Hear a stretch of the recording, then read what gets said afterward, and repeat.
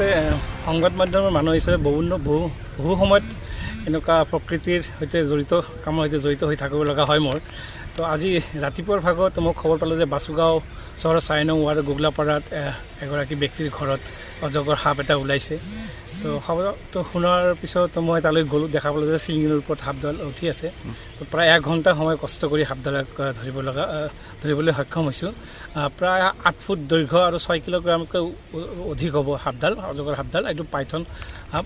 তো এই সাপডাল আচলতে আমাৰ ফালে যিখিনি জংঘল আছিলে আগতে, জংঘলখিনি কমি যোৱাৰ কাৰণে তেওঁলোকে খাদ্যৰ সন্ধানত দেখা যায় যে জংঘলৰ পৰা মানুহৰ জনবসতি এলেকাত সোমাই পৰে।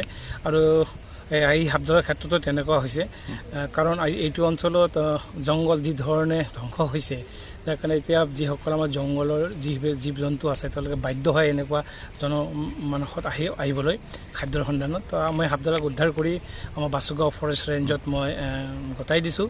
আৰু এনেধৰণে মই এইটো অঞ্চলত যিসকল এনেকুৱা সাপ ওলালে ৰাইজে মোক মাতে আৰু মই সেই মৰ্মে গৈ সাপবিলাক উদ্ধাৰ কৰি মানুহৰ উৎসুক ৰাইজৰ ভিৰৰ পৰা তাক নিৰাপদ জংঘল বা কেতিয়াবা ফৰেষ্টৰ হাতত মই গতাই